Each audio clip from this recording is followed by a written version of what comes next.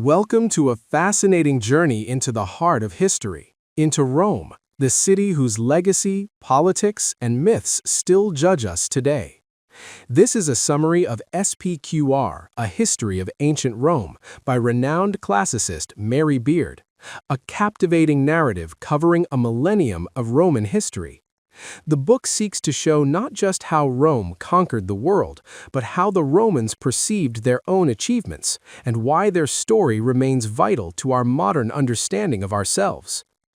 Ancient Rome is more than just a history of empire and conquest.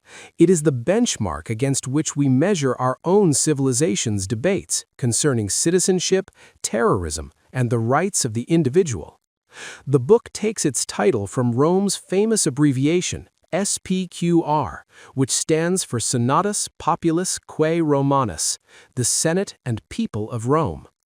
Beard's history covers 1,000 years, tracing Rome's evolution from an insignificant village in central Italy to a dominant power controlling territory from Spain to Syria.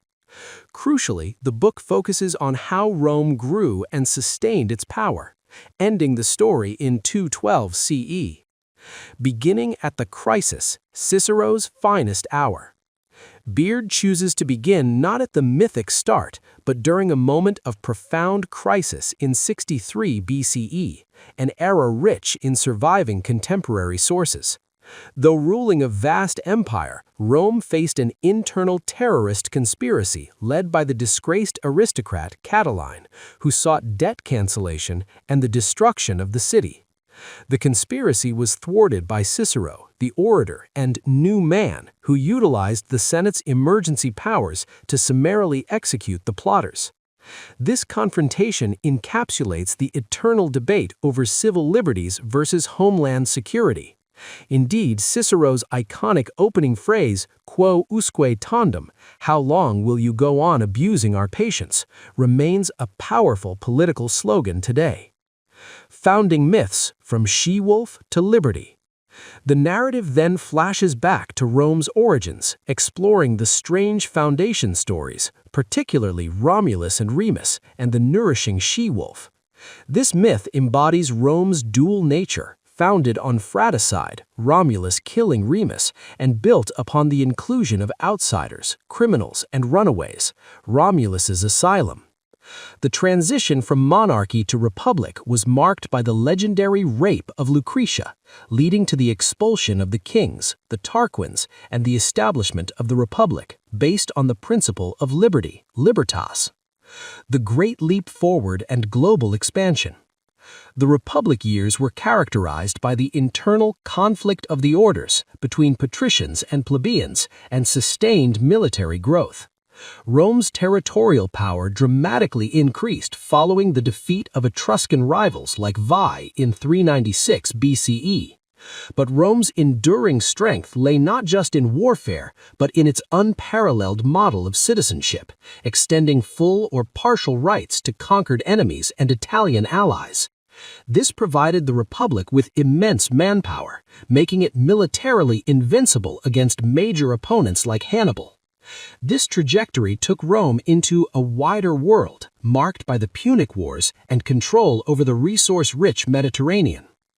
The empire devours the Republic. Rise of the emperors.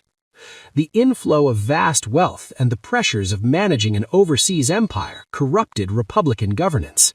The final century of the Republic was marred by assassinations like the Gracchi brothers and chronic civil war. Traditional political bodies waned as powerful generals commanding personal armies rose: Marius, Sulla, Pompey, and Julius Caesar. Caesar's immense power, cemented by the conquest of Gaul, led to his assumption of perpetual dictatorship and ultimately his assassination in 44 BCE in the name of libertas. Augustus and the millennial finale, 212 CE. The ensuing final civil wars saw the Senate and people of Rome replaced by individual autocrats. Octavian, Caesar's young heir, defeated Mark Antony and Queen Cleopatra, successfully painting the conflict as a defense of Rome against Oriental decadence. As Augustus, he became the first emperor, establishing a stable autocratic model, the Principate, which maintained the facade of republican institutions while centralizing all military and political power. This Augustan template stabilized the empire for over 2 centuries. The book concludes this first Roman millennium in 212 CE, when Emperor Caracalla issued the momentous decree granting full Roman citizenship to every free inhabitant of the entire empire. This act fulfilled the initial Roman project of inclusion that began with Romulus, unifying the conquerors and the conquered, and concluding Rome's first 1,000 years.